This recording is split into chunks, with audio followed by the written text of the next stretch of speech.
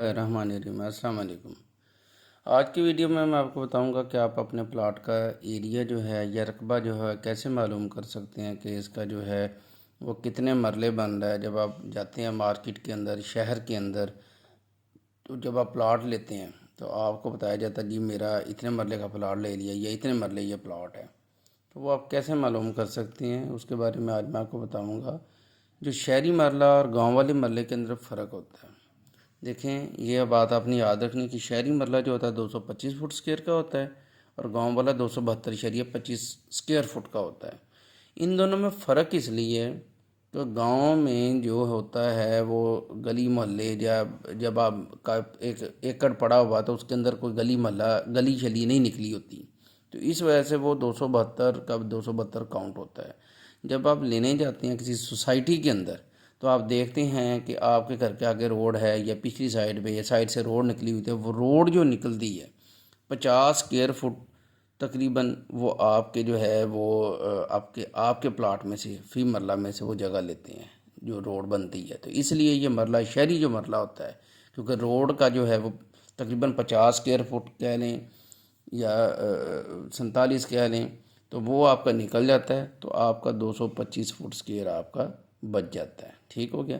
تو ابھی یہ آپ کا ایک پلاٹ ہے، پلاٹ کا دیکھیں ایک میں نے ریگولر سی فگر لی ہے کہ یہ 40 فٹ ہے، یہ 60 فٹ ہے آپ کا پلاٹ، آگے اس کی یہ تکون جو ہے یہ 20 فٹ لمبی ہے، یہ والی ایک جو ہے اس کو یہ 30 فٹ ہے، یہ والی یہ 30 فٹ ہے، آگے یہ والی 20 فٹ ہے، 30 جمع 20 40 بن گیا، تو یہ بھی 40 ہو گیا۔ ٹھیک ہو گیا؟ تو اب اس کا ہم رقبہ نکالیں گے۔ سب سے پہلے آپ نے جب بھی رقبہ معلوم کرنا ہے اس کو کوشش کرنی ہے کہ اس کو دیکھیں کہ اس کے اندر ٹرائی اینگل یعنی کہ مثلث یا کوئی مستطیل یا مربع بن رہا ہے، تو وہ آپ نے سب سے پہلے دیکھنا ہے، اس کو اپنے فگر کو اس حساب سے ڈیوائڈ کر لینا ہے۔ تو یہ 40 ہے، یہ 60 ہے، اس کو ایک فگر بنا لیں یہ والی۔ اس کے بعد آپ کیا کریں، اس کو 2 نمبر کا نام دے دیں، اس کو 3 نمبر کا نام دے دیں۔ تو یہ آپ نے ڈیوائڈ کر لیں گے نا، تو اس سے آپ کو اپنا رقبہ معلوم کرنے میں بہت آسانی رہے گی، آپ ایزیلی اپنا جو ہے رقبہ معلوم کر سکیں گے۔ تو ابھی کیا کریں گے، مستطیل یا مربع کا جو فارمولا ہوتا ہے وہ آپ کیا کرتے ہیں کہ 40 ضرب 60 کر لیں گے، یہ 60 ضرب 40 کر لیں گے، تو اس سے کیا ہوگا، آپ کے پاس یہاں سے لے کے یہ جہاں پہ میں پینسل لگا رہا ہوں یہ والا یہ رقبہ آپ کے پاس آ جائے گا۔ اب صرف رہ گیا آپ کا یہ والا رقبہ، تو یہ دیکھیں یہ بن رہی ہے، ایک مثلث بن رہی ہے۔ تو کئی بندے اس کو ایوریج آؤٹ بھی کر لیتے ہیں کہ یہ لمبائی لے کے اس کو 2 پہ ڈیوائڈ کر کے ضرب 2 کر لیں گے تو پھر بھی ایریا نکل آتا ہے، لیکن میں آپ کو پرسائز زیادہ اچھا بتا رہا ہوں کہ آپ بہتر یہ ہے کہ آپ اس کو 2 ٹرائی اینگل میں ڈیوائڈ کر لیں جہاں پہ بھی آپ کا ایسے ہو، کیونکہ یہ والا جو اینگل ہے یہ ایک ورٹیکل لائن ہونا بیچ میں ضروری ہے تاکہ اس سے آپ کا جو ہے نا جی ایک مثلث اچھی بن جائے۔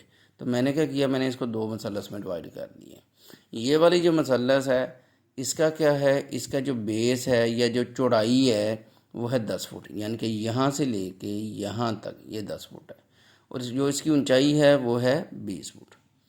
تو آپ نے کیا کرنا ہے، یہ 40 ضرب 60 کر کے یہ والا آ گیا جمع 20 فٹ اس کی اونچائی ہے اور 10 فٹ اس کی چوڑائی ہے۔ میں نے کیا کیا، اونچائی کو 2 پہ تقسیم کر دیا۔ یہ فارمولا ہے مثلث کا کہ آپ نے ہمیشہ اونچائی کو 2 پہ تقسیم کرنا ہے، تو اونچائی کو 2 پہ تقسیم کیا ضرب 10 کیا۔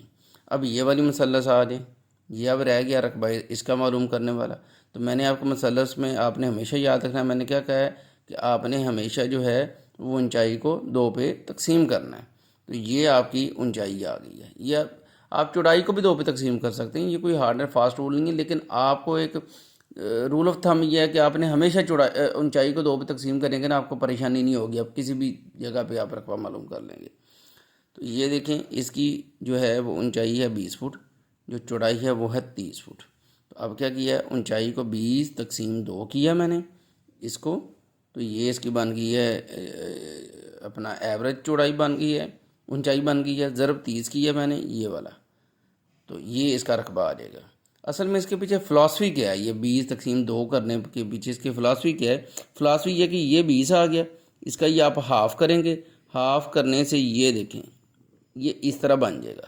تو یہ کیا ہوگا کہ یہ جو مثلث ہے نا، یہ والی یہ جو آدھی بن رہی ہے، یہ آٹومیٹکلی یہ اور یہ آپس میں برابر ہوں گی، یہ والی جو مثلث ہے یہ آپس میں برابر ہو جائے گی، تو یہ کیا بن گیا؟ ایک مستطیل بن گیا۔ یہ دیکھیں، یہ اس میں ساری راکٹ سائنس ہے اور کوئی مسئلہ نہیں ہے کہ یہ جب 20 کو 2 پہ تقسیم کیا تو یہ والی جو مثلث ہے یہ والی، یہ چھوٹی، یہ اٹھ کے یہاں پہ چلی جائے گی، یہ ایسے، تو یہ اب آپ کی ٹوٹل ایک مستطیل بن گئی ہے۔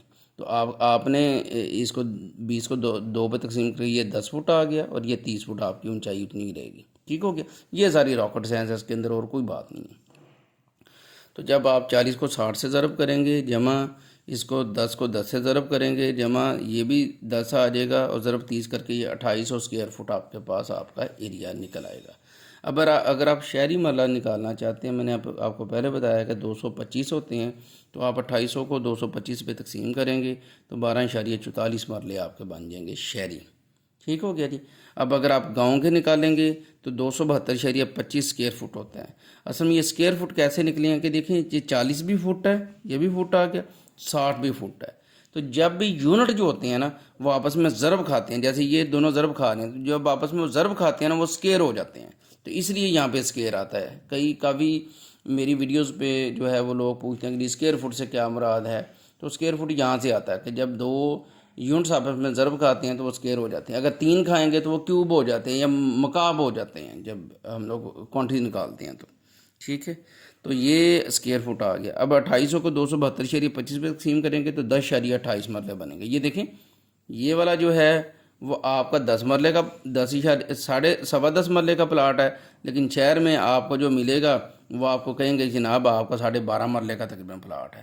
لیکن بات کیا ہے، کیونکہ جب آپ کا جو ہے یہ دیکھیں 272 ہے، یہ 225 ہے، روڈ جو ہے وہ آپ کے پلاٹ میں سے کٹوتی ہوتی ہے، اس لیے جو ہے وہ آپ کا مرلہ جو ہے وہ شہری چھوٹا ہوتا ہے۔ Thank you.